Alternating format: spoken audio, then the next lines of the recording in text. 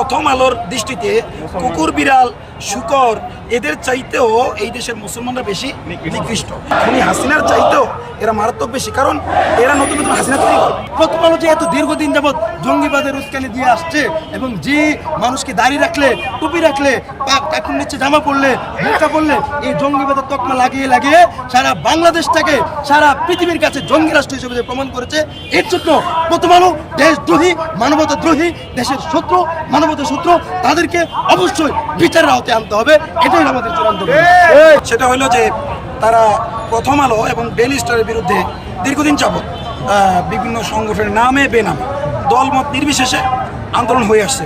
জুলাইয়ের কাফেলা নামে কিংবা কখন দেখা যাচ্ছে যে সচেতন নাগরিক নামে বিভিন্ন ব্যানার, অনেক সময় ব্যানার ছাড়াও টুকটাক আন্দোলনে ডেইলি স্টারের প্রথম আলো। বিশেষ করে এই আন্দোলনগুলোতে আমি ওই সমস্ত মুখগুলোকেই দেখেছি যাদেরকে আমরা আয়নাঘরে দেখেছি, যাদেরকে আমরা কারাগারে দেখেছি। অর্থাৎ তারা এই প্রথম আলো এবং ডেইলি স্টারে তারা ভিকটিম হয়েছে, এবং এই প্রথম আলো এবং ডেইলি স্টার তাদেরকে সন্ত্রাসী বা জঙ্গি প্রমাণের যে ব্যর্থ চেষ্টা তারা এই বিগত 16 বছর করে আসছে। তো এখনও এই স্বাধীন দেশে কোনো প্রথম আলো এবং ডেইলি স্টার থাকবে? সরকারের কাছে মূলত তারা নিরীহভাবে তাদের দাবি দেওয়া জানাচ্ছে। তো সেই ধারাবাহিকতায় তারা গতকাল গরু জবাই করে জিয়াফত করতে চেয়েছে। এটাও আমি তাদের কাছে ব্যাখ্যা চেয়েছি, আসলে গরু জবাই করার বিষয়টা মাথায় কেন আসে। তো তাদের অন্যতম একজন আহ্বায়ক তিনি বললেন যে তিনি আমাকে একটা ছবি দেখালেন, প্রথম আলোর একটা ছবি দেখেন, কার্টুনের ছবি, যেখানে যে কথাটা লেখা আছে তার সারমর্ম হলো যে গরুর মতো মহান প্রাণীকে যারা জবাই করে খায় তাদের চেয়ে নিকৃষ্ট প্রাণী আর হয় না।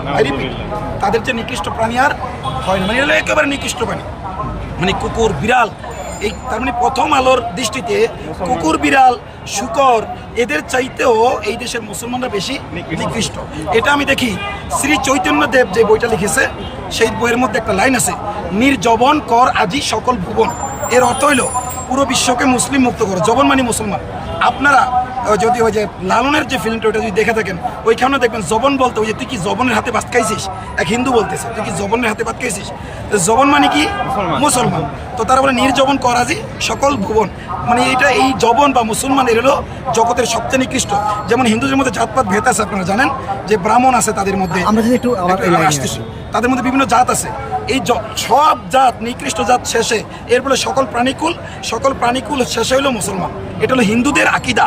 আর প্রথম আলো কিন্তু ডাইরেক্ট মুসলমান শব্দটা না ব্যবহার করে কি বলতেছে, যারা গরু জবাই করা খায় এদের চেয়ে নিকৃষ্ট প্রাণী আর হয় না। তো এইটা কার্টুন তারা আরো আগে ছাপিয়েছিল 2017 সালে। তো ওই কার্টুনটা তারা আমাকে দেখালো যে আমরা এইটার কারণে মূলত গরু জবাই দিয়ে খাচ্ছি, যেহেতু তারা আমাদের নিকৃষ্ট মনে করে। তো তাদের বিরুদ্ধে একটা আন্দোলন। তো তারা তো প্রথম আলোতে যে কোনো ভাঙচুর করে নাই, কখনো ইট পাটকেল ছোটে নাই, পুলিশও এরকম কিছু দাবি এখনো পর্যন্ত করে নাই। আমি গিয়েছিলাম পুলিশের দাবি করে নাই। তো আমি দেখলাম যে এই যে নিরীহ মানুষগুলোকে গ্রেপ্তার করলো 5 জনকে, তখন আমি তাদের জন্য আসিনি, আমি আমার জন্য আসছি। আমি চিন্তা করলাম আমরাও তো হক কথা বলি, মাহফিলে হক কথা বলি, বিভিন্ন সময় ফেসবুক লাইভে হক কথা বলি, বিভিন্ন স্ট্যাটাস দেখি। আজকে যদি ওদের দিয়ে শুরু করে তাহলে তো কালকে তো আমার পালা। এরা পুরোপুরি ফ্যাসিবাদের হাতিয়ার, জুলাইয়ের আগেও প্রমাণিত হাতিয়ার এবং জুলাইয়ের পরেও আপনারা দেখেন বিভিন্নভাবে ফ্যাসিবাদীদের সাথে বিগত 16-17 বছর যারা ছিল তাদেরকে বিভিন্ন মহানভাবে উপস্থাপনা করে কীভাবে তাদেরকে উপদেষ্টাদের ভিতরে ঢোকানো যায়।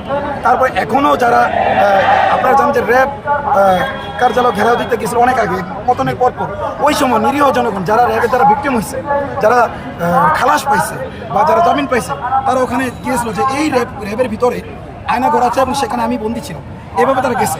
ওইখানেও প্রথম আলো নিউজ করেছে যে নতুন করে আবার কি হচ্ছে, বাংলাদেশের জঙ্গিবাদের উত্থান হচ্ছে।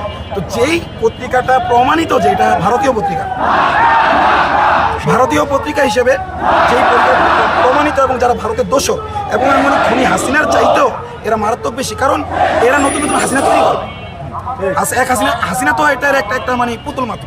এক হাসিনাকে আমরা সরাইছি, আরেক হাসিনা তৈরি হবে, এবং যতক্ষণ পর্যন্ত এদের আপনার হলো যে কালচারাল হেজিমনি এরা চালাতে থাকবে, নতুন নতুন ফ্যাসিবাদের বয়ান এরা মানে সুশীলতার নামে কিন্তু সমাজে ছড়াবে। প্রথম আলো এবং ডেইলি স্টার এই দুইটা পত্রিকা সবসময় ফ্যাসিবাদের পক্ষে, স্বৈরাচারের পক্ষে, ভারতের পক্ষে, মোদির পক্ষে, রয়ের পক্ষে দালালি করে এবং তাদের এজেন্ডাগুলো প্রতিনিয়ত বাস্তবায়ন করে এদেশের মানুষের উপর তারা বিতর্কিতভাবে নীরবে অত্যাচার চালায়। এবং তারা একটা কালচারালভাবে, সংস্কৃতিভাবে তারা এমনভাবে দেশকে তারা মানে গ্রাস করে রেখেছে, এখান থেকে চাইলেও দেশ বের হতে পারছে না। যেমন তাদেরকে সন্তুষ্ট করার জন্য ফারুককে উপদেষ্টা করা হলো।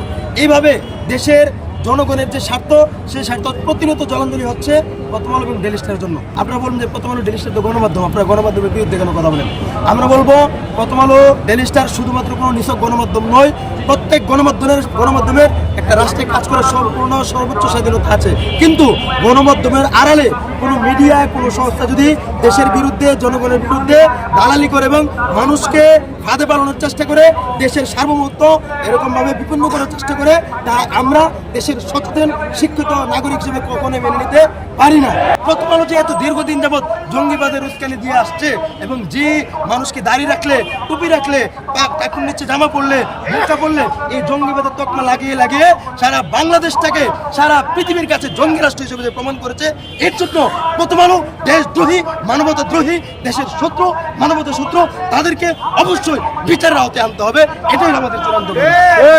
তারপরে আরেকটা কথা হলো, প্রশাসন আমরা স্পষ্ট দেখেছি ফেসিবাদ সরকারের পতনের আগে যে প্রশাসন ছিল এখনো সেই প্রশাসন আছে। তারা যে কায়দায় আগে মানুষকে গণহত্যা করেছে, টর্চার করেছে, গুলি করেছে, একই কায়দায় কালকে কেন শুধুমাত্র প্রথম আলো আর দিল্লি স্টারের দালালদের রক্ষা করার জন্য কেন প্রশাসন জনসাধারণের উপর গুলি চালাইলো? কেন তারা হামলা করলো? প্রায় 30 জন মানুষকে আহত করেছে।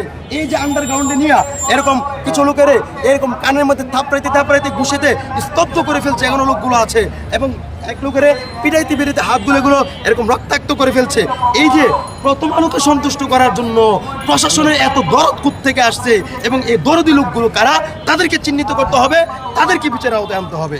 তারপরে আরেকটা কথা হলো, তাদেরকে কালকে সন্ধ্যায় গ্রেফতার করা হয়েছে। আমি সারা রাত সেখানে ছিলাম, রাত্রে খাবারের ব্যবস্থা নেই, বসার ব্যবস্থা নেই, বাইরে কুয়াশার মধ্যে ছিলাম এবং সকাল থেকে নিয়ে এই পর্যন্ত খাবারের কোনো ব্যবস্থা ছিল না।